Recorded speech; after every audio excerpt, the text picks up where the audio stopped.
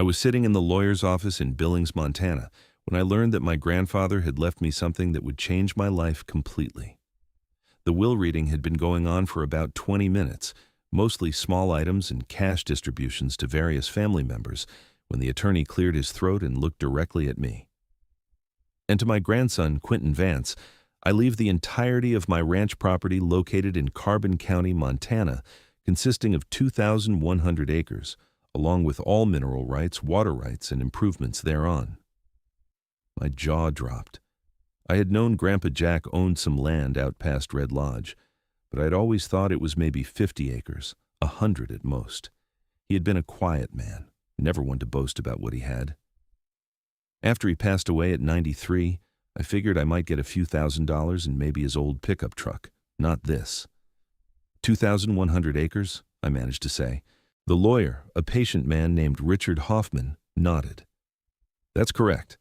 The property has been in your family since 1889. Your great-great-grandfather homesteaded it, and successive generations added to it over the years. Your grandfather was very specific in his will that it should go to you." My cousins looked stunned.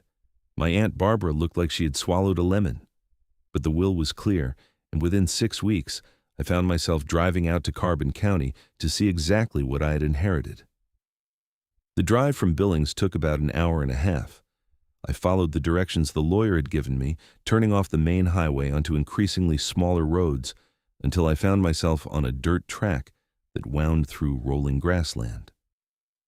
The Montana sky stretched endlessly above me, that particular shade of blue that seems to exist nowhere else on Earth.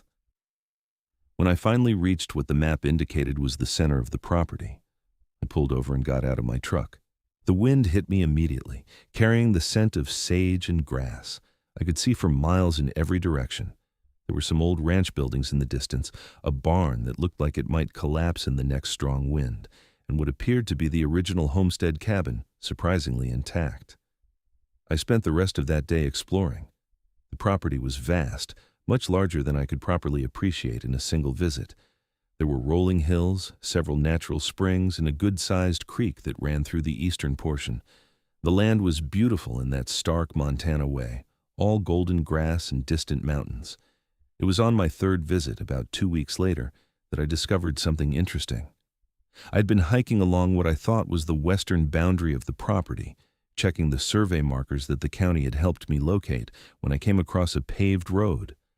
That was odd because, according to my maps, this was well within my property boundaries. I followed the road and crested a small hill. Below me, spread out in a neat grid, was a housing development. There were maybe 60 homes, all built in that generic suburban style that could exist anywhere in America. They had neat lawns, 2 car garages, and sidewalks. It looked like someone had taken a chunk of suburban Denver and dropped it in the middle of rural Montana. I pulled out my survey maps and my phone's GPS. Unless I was reading this completely wrong, this entire development was on my land. That evening, I called Richard Hoffman. "Did you know there's a whole neighborhood on the property?" There was a pause. I knew there was some kind of development, yes. Your grandfather mentioned it a few times. According to the records I have, the development company that built those homes never actually purchased the land. They built on it assuming they had acquired it, but the sale never went through. How is that possible? "It's complicated," Richard said. "From what I understand, there was a deal in the works back in 2008, right before the financial crisis. A development company called Clearwater Estates was negotiating with your grandfather to purchase 200 acres on the western edge of his property. They got as far as preliminary surveys and started clearing land, but then the economy collapsed. The deal fell through, but apparently they had already lined up financing for the construction based on the assumption they would own the land. They went ahead and built anyway, figuring they could sort out the ownership later. And my grandfather just let them? Your grandfather was 90 years old and living in a nursing home by that point. I don't think he even knew it was happening. The property management company he had hired wasn't paying attention, and by the time anyone noticed, the homes were already built and people were living in them.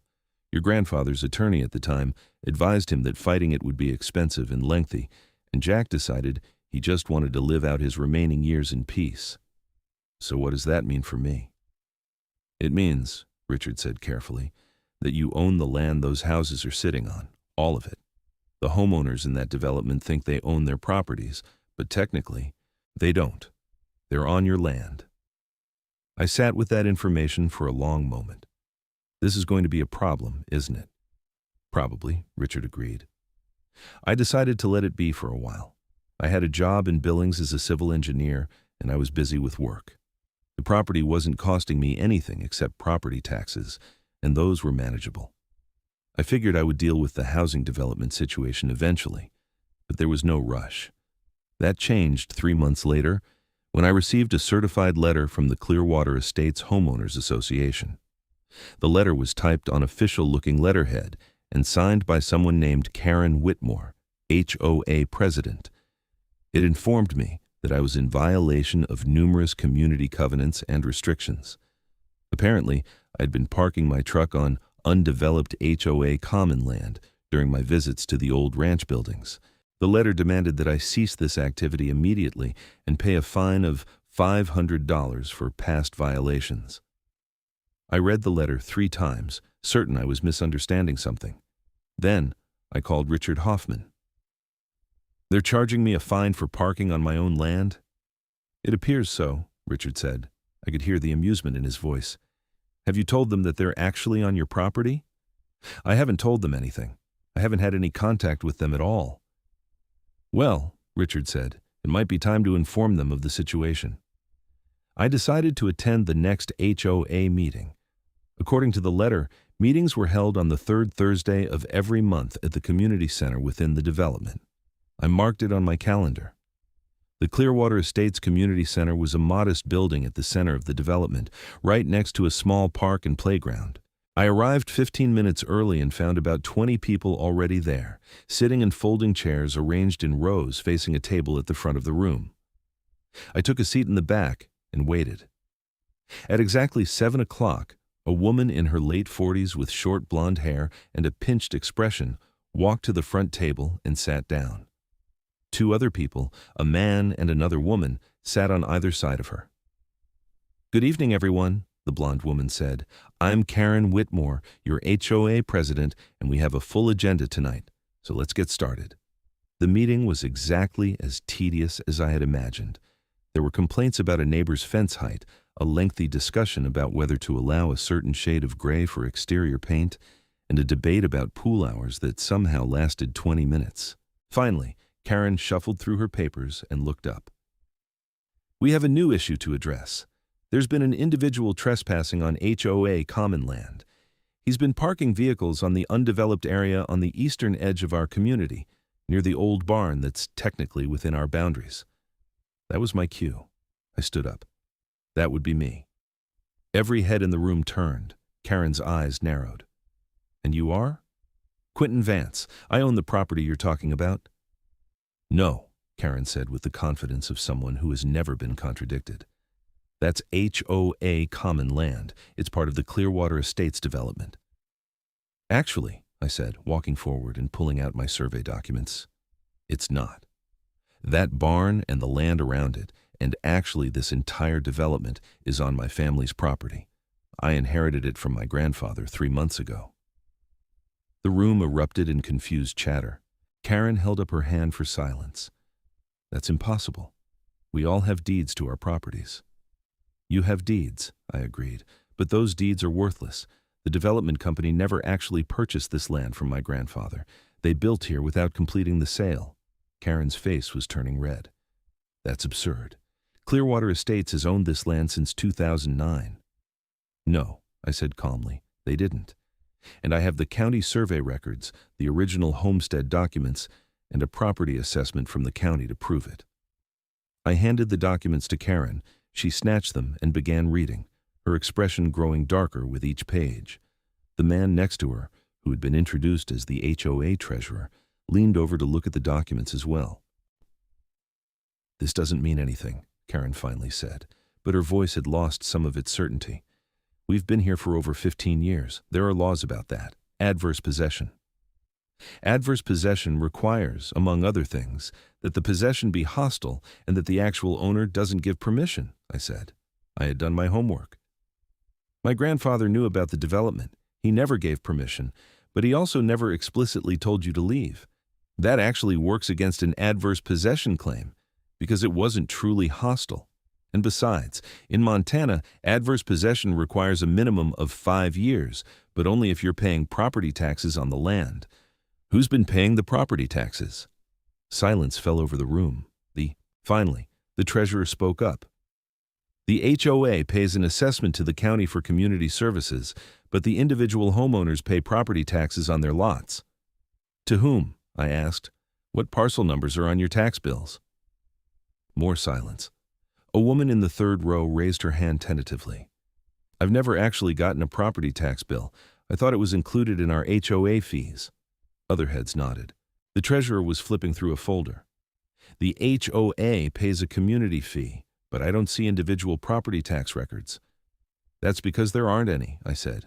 The county assessor has my grandfather's estate as the owner of record for all of this land. No one else has been paying property taxes because no one else legally owns it. Karen stood up abruptly.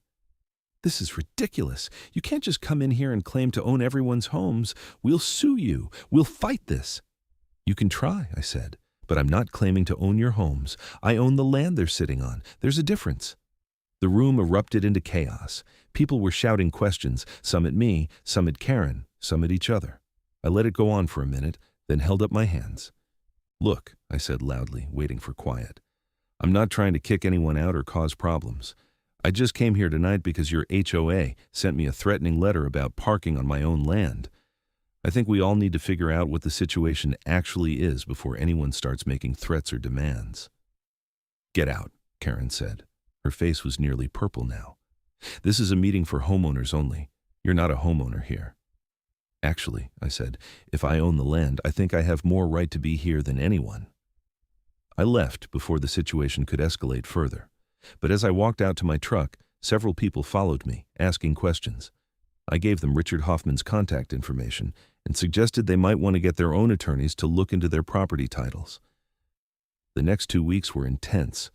Richard's office was flooded with calls from Clearwater Estates residents. The county clerk's office confirmed what I already knew. The land had never been properly transferred. The development company, Clearwater Estates LLC, had gone bankrupt in 2011. The homes had been sold by the construction company to individual buyers, but the underlying land ownership had never been resolved. I received another letter from Karen Whitmore, this one much longer and much angrier.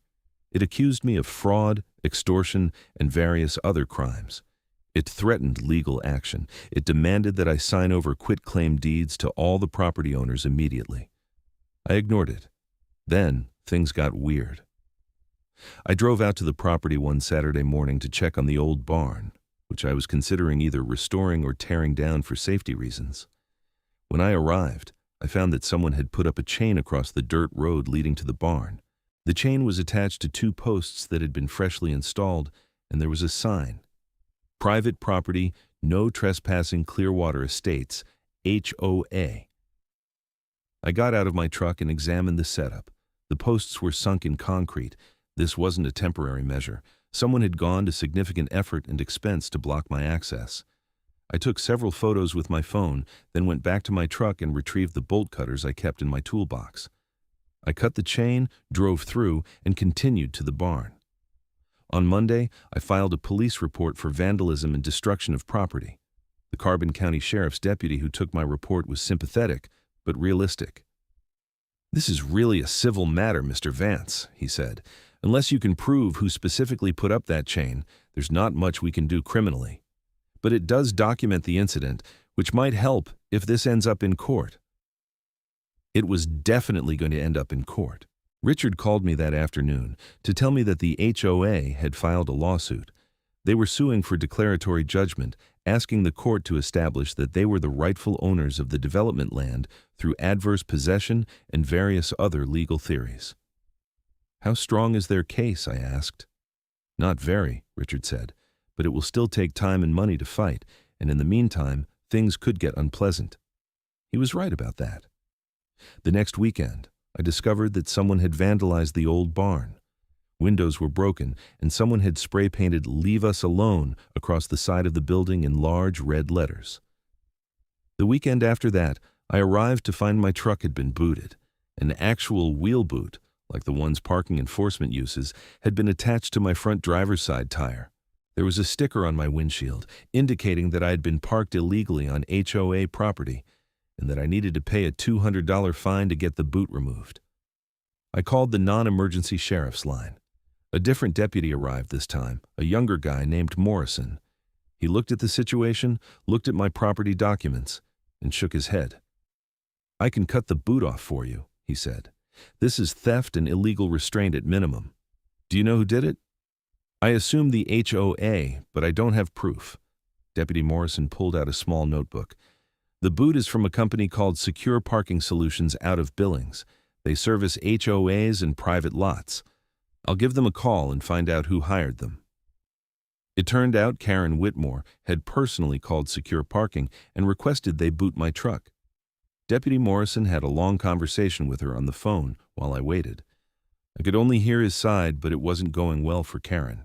"Madam, he owns the property. You can't boot someone's vehicle on their own property. I don't care what your HOA rules say. This is theft of services and illegal restraint. If you don't provide the code to remove this boot immediately, I'm going to have to cite you." There was a pause. "Madam, I've seen the property records. The county clerk has confirmed it. This is not HOA property. Now, are you going to give me that code?" Another pause, longer this time. "That's what I thought. And for the record, if anything like this happens again, there will be criminal charges." Deputy Morrison removed the boot using the code Karen had grudgingly provided. He took it as evidence and gave me a case number. As he was leaving, he offered some advice. "You might want to consider putting up some cameras out here, Mr. Vance. I have a feeling this isn't over." He was right. 2 days later, I received a notice from the County Code Enforcement Office. Someone had filed a complaint alleging that I had multiple code violations on my property: unsafe structures, junk vehicles, and improper land use. An inspector would be visiting within the week. I knew exactly who had filed the complaint. I called Richard, who assured me that as long as I was in actual compliance with county codes, the inspection wouldn't be a problem. And indeed, when the inspector arrived, he found nothing wrong. The old barn was structurally sound, just old. There were no junk vehicles, and my land use was entirely appropriate for agricultural property. The inspector, a tired-looking man named Pete, apologized for the inconvenience. "We have to follow up on every complaint," he said. "For what it's worth, I looked up your property records before I came out. You've got quite a situation on your hands." "That's one way to put it," I agreed. The court case moved slowly. Richard filed a countersuit, asking for declaratory judgment in my favor and damages for the harassment and vandalism. The HOA's attorney, a slick guy from Billings named Derek Paulson, filed motion after motion, trying to delay and complicate things. Meanwhile, life in Clearwater Estates was apparently becoming contentious. I heard through Richard, who was hearing from some of the homeowners who had consulted with him, that the community was splitting into factions. Some people were angry at me for disrupting their lives. Others were angry at Karen and the HOA board for not having done proper due diligence before taking such aggressive action. And still others were panicking about their property values and whether their title insurance would cover this mess. Several homeowners reached out to me directly. A woman named Lisa, who lived on Meadowlark Lane, called me one evening. "Mr. Vance, I just want to apologize for all of this," she said. "I had no idea about the property situation when I bought my house, and I certainly don't support the way Karen has been handling things. Is there any way we can work this out reasonably?" I appreciated her approach. "I'm not trying to hurt anyone," I told her. "I just want what's mine, and I want to be left alone to use my own property." "What if the homeowners bought the land from you?" she asked. "Would you be willing to sell?" It was an interesting question, one I had been thinking about. "Possibly," I said, "but it would have to be at a fair price, and it would have to include actual consequences for the HOA board members who have been harassing me." Lisa was quiet for a moment. "Karen isn't going to make this easy. She's convinced she's right, and she's got a couple of other board members backing her up. But there are a lot of us who just want to resolve this and move on with our lives." Over the next few weeks, I had similar conversations with about a dozen other Clearwater Estates residents. It became clear that most of the community was reasonable and just wanted stability. But Karen and her allies on the HOA board were digging in, determined to fight. Then, the situation escalated in a way I hadn't anticipated. I drove out to the property on a Thursday afternoon and found that someone had dumped trash all along the dirt road leading to the barn. And I'm not talking about a few bags of garbage. There were old appliances, construction debris, furniture, and what looked like several loads of yard waste. It completely blocked the road. I took photos and called the sheriff. Deputy Morrison came out again, along with another deputy I hadn't met before. They surveyed the mess and radioed for assistance from the Environmental Crimes Unit. "This is illegal dumping," Morrison said. "Major violation. Do you have any idea who might have done this?" "I can make an educated guess," I said. The environmental crimes investigator who arrived was a no-nonsense woman named Detective Sarah Chen. She walked the length of the dump site, taking photos and making notes. Then she started going through the trash itself. "People are stupid," she said conversationally as she worked. "They always leave something identifying in illegal dumps." Sure enough, after about 20 minutes of searching, she held up a piece of mail. "Got an address," she called out. "Clearwater Estates, Meadowlark Lane." My heart sank. It was Lisa's street, but when Detective Chen read off the house number, it wasn't Lisa's address. It belonged to a house 3 doors down from hers. The homeowner, a man named Gary Fletcher, was also an HOA board member. He was vice president under Karen Whitmore. Detective Chen and Deputy Morrison went to speak with Gary while I waited at the dump site with the other deputy. They returned an hour later. "He denied it at first," Chen said, "but his wife told us he had made 3 trips in their truck last night to dispose of renovation debris. She thought he was taking it to the county landfill. When we told her he had actually dumped it illegally on someone else's property, she was not happy." Gary was charged with illegal dumping, a misdemeanor that carried significant fines. More importantly for my situation, it established a clear pattern of harassment from the HOA board. Richard was thrilled when I told him. "This is exactly what we need," he said. "It demonstrates malicious intent. And if a board member is doing this, it could potentially expose the HOA to corporate liability." The next HOA meeting was, by all accounts, explosive. I didn't attend, but Lisa called me afterward to fill me in. "People are furious," she said. "Not at you, at Karen and Gary. There's a petition circulating to remove the entire board and elect new leadership. A lot of people are saying that if Karen had just approached you reasonably from the beginning, instead of sending threatening letters and being hostile, we could have worked something out months ago." "Is Karen still in charge?" I asked. "For now. She claimed executive authority to refuse the petition. But there's going to be a special meeting next month, and I think she's going to lose her position." Things were quiet for a couple of weeks after that. I almost started to think the worst was over. Then I got a call from the Montana Department of Environmental Quality. Someone had filed a complaint alleging that I was operating an illegal feedlot on my property and contaminating groundwater. The DEQ investigator who called was professional but firm. They needed to do a site inspection. I agreed immediately and scheduled it for the following week. When the investigator arrived, it took him about 30 minutes to determine that the complaint was completely baseless. There was no feedlot. There were no cattle at all on the property. The water quality in the creek was fine. "Do you know who filed the complaint?" I asked. "It was anonymous," the investigator said. "But between you and me, we get a lot of false reports. Usually they're from neighbor disputes. This one seemed suspicious from the start because the details in the complaint didn't match the property location." I thanked him for his time. Then I called Richard. "This is harassment," I said. "It's constant, it's malicious, and it's affecting my ability to use my own property. What can we do?"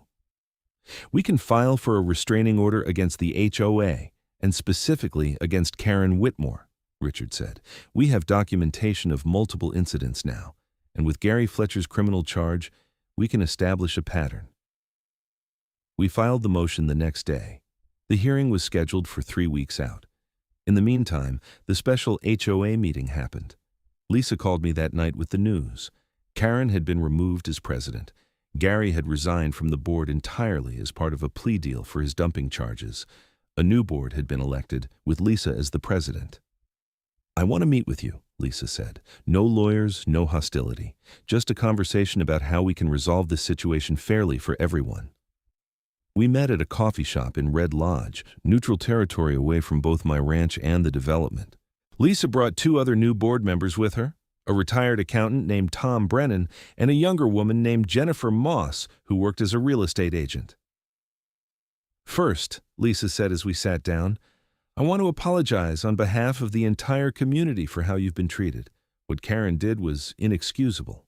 "I appreciate that," I said. "Second, we want to fix this. We've been talking to a real estate attorney, and we understand that we're in a difficult position. Our homes are on your land. We don't have any legal ownership claim that's likely to hold up in court, so we want to buy the land from you at fair market value." "What's fair market value?" I asked. Jennifer spoke up. "We've had it appraised. For the 200 acres that the development sits on, with the infrastructure and improvements, we're looking at about $800,000. We propose that the HOA establish a special assessment to raise the funds, and we purchase the land outright. Then, the HOA can deed individual parcels to each homeowner." I thought about it. $800,000 was a lot of money, but it was also 200 acres of my family's land. On the other hand, it was land that was already developed and that I couldn't really use for anything else.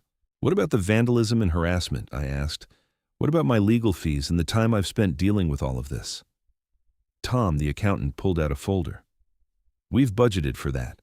We're proposing an additional $50,000 for damages and legal fees, plus a formal written apology from the HOA board." "And Karen?" I asked. "What happens to her?" "She's no longer on the board, and she's been banned from holding any HOA position for the next 5 years per our new bylaws," Lisa said. "Beyond that, if you want to pursue criminal charges or a civil suit against her personally, the HOA won't stand in your way."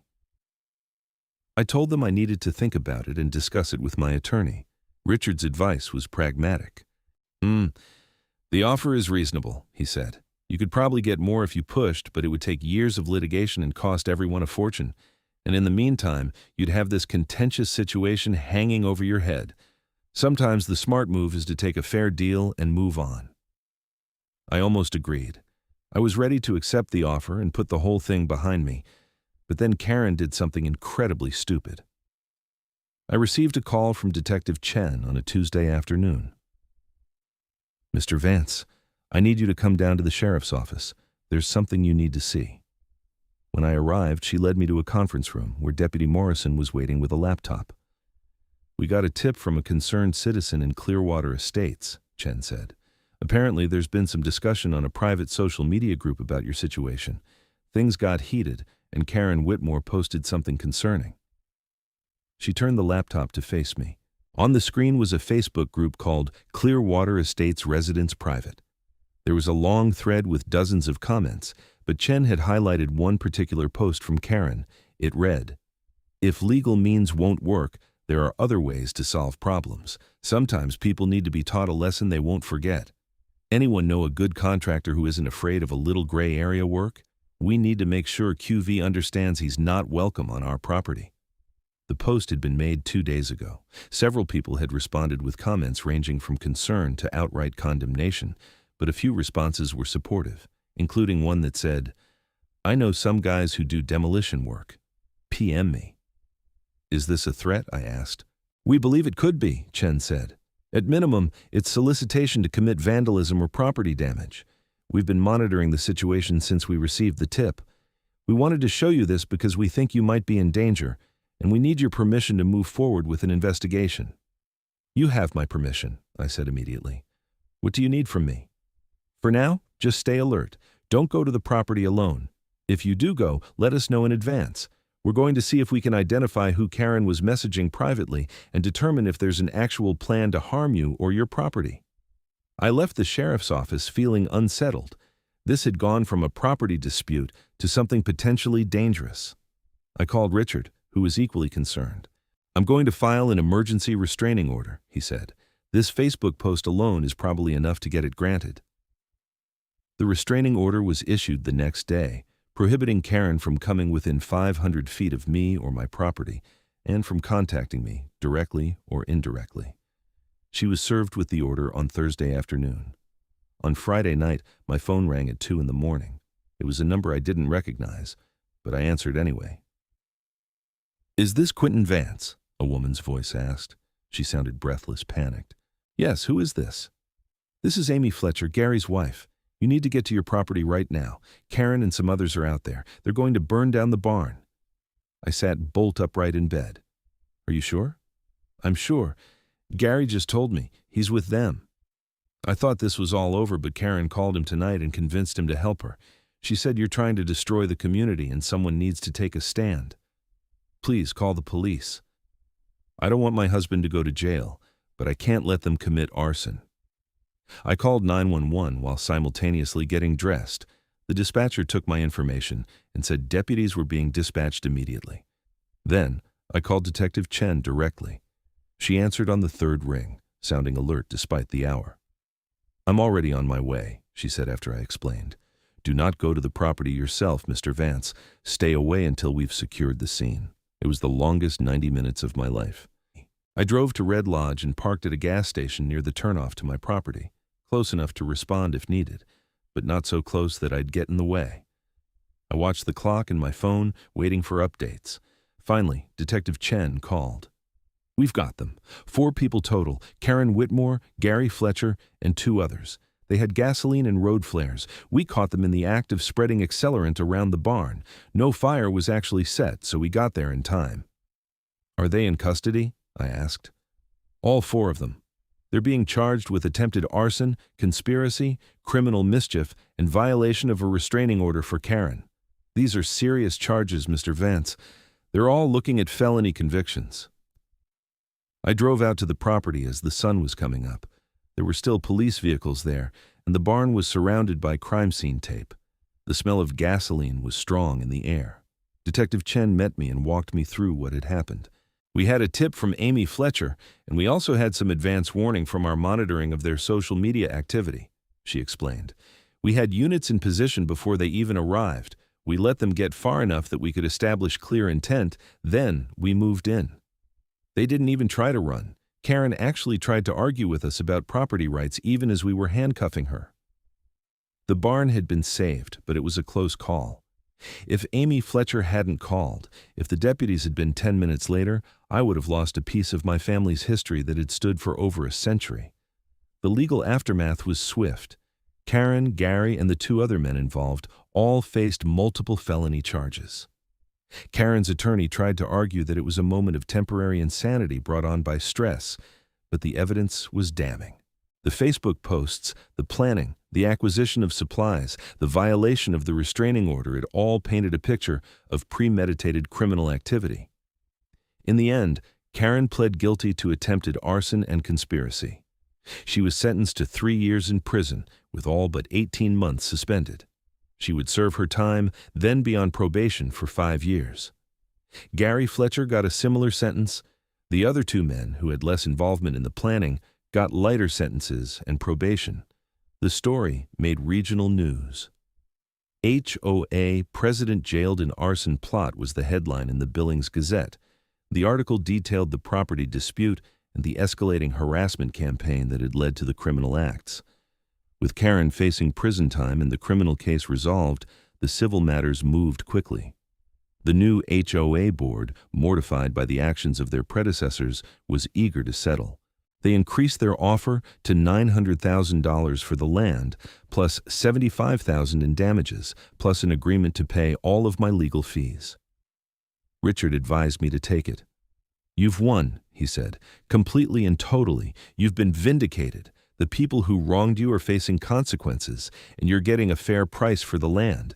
Take the money and move on with your life." I signed the agreement on a clear morning in October, exactly 1 year and 2 months after I had first learned about my inheritance. The money was transferred to my account, and I signed over the deed to the 200 acres that contained the Clearwater Estates development. The HOA would subdivide it and deed individual parcels to each homeowner, resolving their title issues. But I kept the remaining 1,900 acres. That was never in question. The ranch, the barn, the old homestead, the springs in the creek, and the rolling grassland that all remained mine. Lisa called me after the papers were signed. Thank you, she said. You could have made this much harder than you did. A lot of people would have after what Karen put you through. I just wanted what was fair, I told her, and I wanted people to respect my property rights, that's all. If you ever need anything, you let us know. A lot of us feel like we owe you. I used some of the money to restore the barn. It took 3 months, but when it was done, the old building looked the way it must have in my great-great-grandfather's time, solid and sturdy, ready for another 100 years. I also fixed up the old homestead cabin and started spending weekends there, away from the city, surrounded by the land my family had worked for generations. Karen was released from prison after serving 14 months. I heard through Lisa that she had moved to Idaho after her release, wanting to get away from Montana and the community where she had been so publicly disgraced. Gary and Amy Fletcher divorced. Gary moved to Billings and Amy stayed in Clearwater Estates where, by all accounts, she was a respected and well-liked member of the community. The new HOA board operated completely differently. They were transparent, communicative, and reasonable. They sent me a Christmas card that first year, signed by the entire board, thanking me for my patience and understanding. It was a nice gesture, and I appreciated it. I still drive out to the property most weekends. Sometimes I hike along the creek or ride a horse I bought across the grassland, or just sit on the porch of the restored cabin and watch the sun set over the mountains. The Clearwater Estates development is still there, of course, on the western edge of the property, but I barely think about it anymore. The homes are occupied by people living their lives, the HOA operates smoothly, and everyone respects the property boundaries. Sometimes I think about my grandfather and wonder if he knew what would happen when he left me this land. He had always been a quiet man, but he was also smart and observant.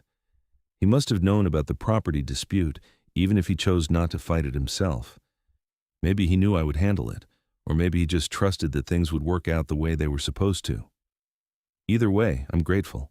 The land has given me a connection to my family's history that I never knew I was missing. It's given me a place to escape the noise and stress of modern life. And, in a strange way, the conflict over it taught me something about standing up for what's right, even when it's difficult, even when people try to intimidate you or wear you down. On a warm afternoon in late spring, I was sitting on that cabin porch when I saw a truck coming up the road. I didn't recognize the vehicle, which made me a little wary after everything that had happened.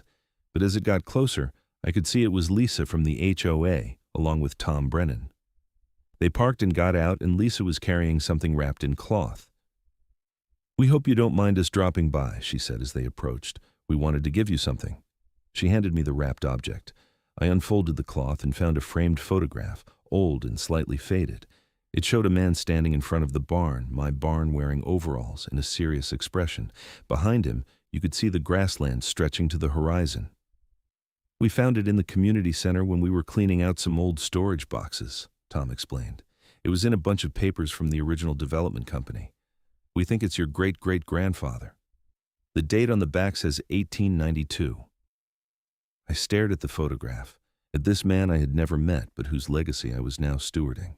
He looked tough and weathered, the kind of man who could homestead in Montana in the 1880s and make it work. "Thank you," I said, and I meant it deeply. "This means a lot." "We just wanted you to know," Lisa said, "that we understand now what this land means. Not just to you, but to history. Your family built something here, and we're sorry we almost destroyed it because of stubbornness and ignorance." After they left, I hung the photograph inside the cabin, right above the old stone fireplace. Every time I look at it now, I'm reminded that land is more than just property lines and deeds. It's history and family and legacy. It's worth protecting, worth fighting for. The money from the sale is in an investment account, growing steadily. I've used some of it to make improvements to the property, and I'm saving the rest for the future. Maybe someday I'll have kids of my own to pass this land to, carrying on the tradition that's been going since 1889. For now, I'm content to be its caretaker, to maintain what my ancestors built, and to enjoy the strange, unexpected gift my grandfather left me. 2,100 acres of Montana grassland, a barn that almost burned down, and a story about an HOA that learned the hard way that they didn't own everything they thought they did. I still get the occasional letter from the HOA, but now they're about normal things. The community is hosting a summer barbecue. There's a new playground being installed. Would I like to contribute to the community garden project? I usually decline politely, but I appreciate being asked. Last month, I was approached by a conservation group interested in placing a permanent easement on the undeveloped portions of my property. They want to ensure that the land remains open space in perpetuity, protected from future development. I'm considering it. It seems like the kind of thing my grandfather would have approved of, protecting the land for future generations, making sure it stays wild and open under that endless Montana sky. The whole experience has changed me in ways I didn't expect.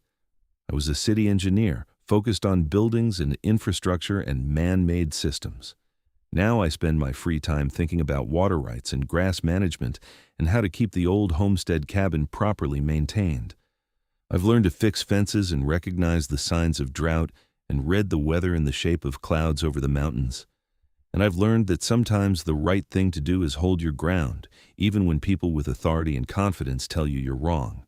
Karen Whitmore was so certain she was right, so convinced that the HOA rules and community covenants gave her power and righteousness.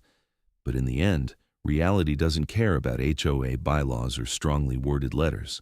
The land was mine, legally and historically, and no amount of bluster or threats could change that. I like to think my grandfather would be proud of how I handled it. He was never one for confrontation, but he also never backed down when he knew he was right. He let the HOA situation slide in his final years because fighting it would have consumed time and energy he didn't have, but by leaving the property to me, he gave me the chance to resolve it properly. The barn stands solid now, its fresh paint gleaming in the afternoon sun. The cabin is weatherproof and comfortable. The grassland rolls away in all directions, golden in summer, green in spring, white in winter. And at the western edge, Clearwater Estates sits quietly, its residents living their lives, its HOA operating with humility and respect for the boundaries that matter. It's not the inheritance I expected, but it's the one I needed, every acre of it.